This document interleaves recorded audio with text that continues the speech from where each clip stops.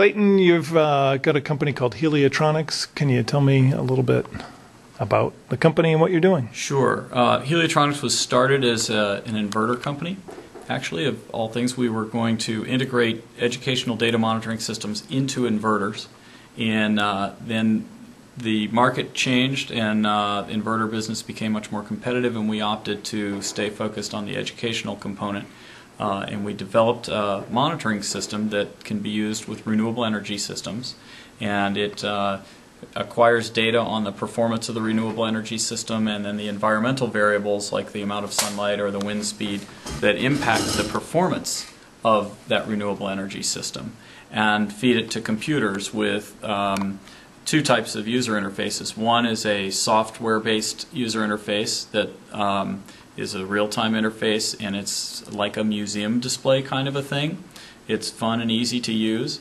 And then there's an internet-based component to the display where data from the systems is recorded and uploaded to a remotely hosted website. And that's a little bit more of a academically involved system. You can graph the data and you can plot the data and look at the tabular data and download data to spreadsheets and manipulate the data.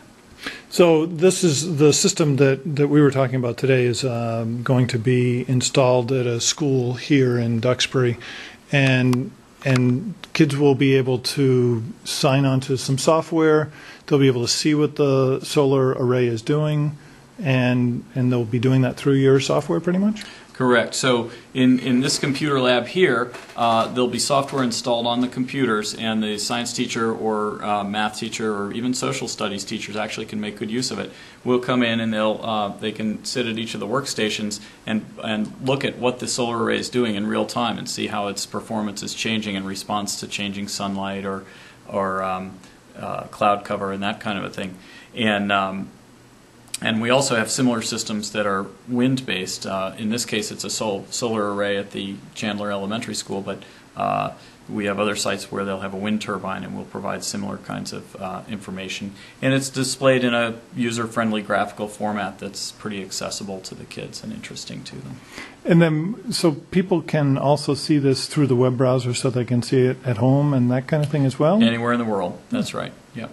And you've got a number of school systems that already have these systems installed? Yes. And so we were looking through the data from some of the school systems, and we could track them back a couple of years. Right. And then use that data to examine various aspects of the solar systems and that kind of thing. How do you think solar and renewable energy is a good way of learning about science? Well, one of the interesting things about a renewable energy system is they are technology intensive. And I studied physics as a graduate student, and among other things, to raise money, I was a tutor. And I got pretty familiar with what you need to do to teach kids science. And one of the frustrating things was it got kind of boring just working from the textbooks. And that was about the time that Macintosh computers were coming out. And I was astonished that there wasn't good educational software coming out, because the computer has the potential to illustrate things that are hard to grasp. And with a computer, you can create an interface that really helps grasp some of the harder technological subjects. And so it was really neat when I found this opportunity to develop these kinds of products. And so it's mostly the physical sciences that's the easiest hit, but we had a teacher that worked with our systems in Missouri, and she was a social studies teacher, and she used it as a launch pad to look at the sociological and economical aspects of energy, and the kids loved it, and she won all kinds of awards. So the easy stuff, the low-hanging fruit, is certainly the science and math, but there's some other neat things you can do using the software as kind of a springboard. Very good. Well, thank you very much. Where can people find out more information? www.heliotronics.com is our website, and there's the logo, yeah.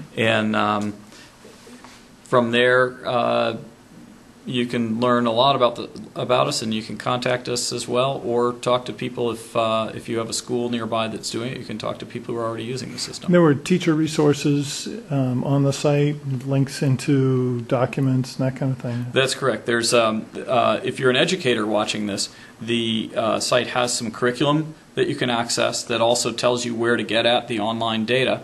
And then also there is a great links page on there that so the links are not just business related. There's a lot of educational links and links to resources. It's one of the better educational links pages on the internet for renewable energy education. Great. Well, thank you very much, Clayton. All right. Thanks, Chris.